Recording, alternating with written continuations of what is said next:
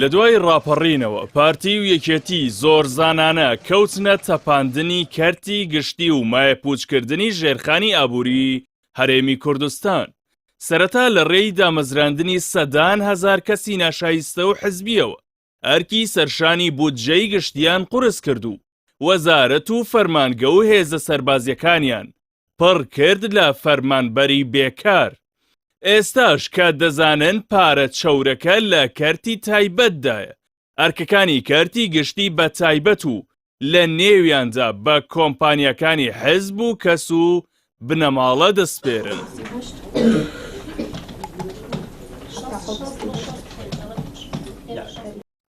لەم کابینەیەی حکوومەتی هەرێمدا زیاتر لە کابینەکانی دیکە بە حیزبیکردنی سەرچاوەکانی داهات و بابەتەکانی پەیوەست بە بواری دارایی لە دامەزراوە فەرمیەکاندا ڕەنگی دایەوە.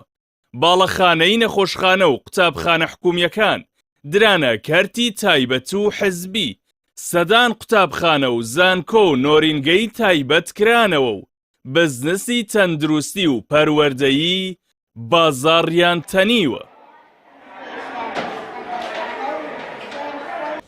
تەنیا لە 5 ساڵی ڕابردوودا کۆمپانیا حزبیەکان خزێنراونەتە ناو چەندین بواری جیاوازەوە بۆ کەڵەکەکردنی سامانی ناشەرعی و سەرانە سەندن لە کاسبکار و هاوڵاتیان.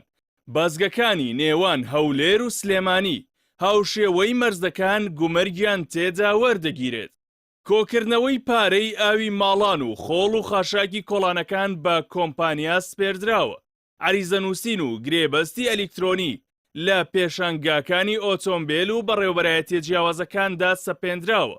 لە دەروازە سنووریەکان و فڕۆکەخانەکان چەند بەرانبەری عێراق گومرگ و سەرانە لە کاسبکاران وەردەگیرێت بێ ئەوەی لە بەرانبەردا هیچ خزمەتێک پێشکەش بکرێت.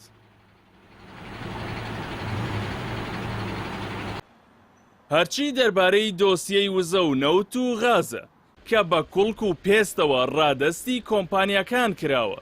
کۆمپانیای حزبی وەک نێوەندگیر ڕۆڵی هەیە و کۆمپانیا ئەوروپی و ئەمریکەکانیش هەموو شتیان بەدەستە.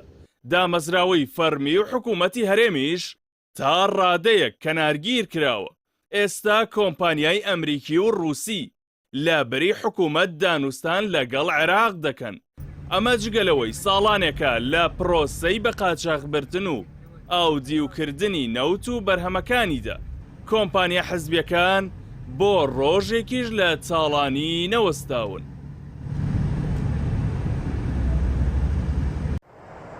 لە تەواوی دنیادا کەرتی تایبەت تەواوکەری کەرتی گشتیە و بارگرانی لەسەر شانی هاوڵاتیانی سووک دەکات. بەڵام لە هەرێمی کوردستان کەرتی تایبەت لەلایەن کۆمپانیا زەبەلاحە حزبیەکانەوە مۆنۆپۆڵ کراوە و لەو ڕێەوە ڕێژەی گیرفانبڕینی هاوڵاتیانیان گەیاندووەتە لوتکە. ئێستا کە کابینەی نۆیەم لە لۆستایمی خۆیدایە و بە پێی یاسا کاربەڕێکەرە دەیەوێت لە ڕێگەی چەند بەرانبەرکردنی نرخی کارەبای نیشتیمانی و پێدانی فەرمانگەی تۆمارکردنی خانوبەرە و سپاردنی تاقیگەی نەخۆشخانە حکوومیەکان بە کۆمپانیەکانی خۆیان و چەند بوارێکی دیکەوە بە تەواوی ئەرکەکانی حکوومەت بداتە کۆمپانیەکان و تا هەتایە خەڵکی کوردستان ببنە کرێچی و پارەدەری ژمێریارە چاوچنۆکەکانیان.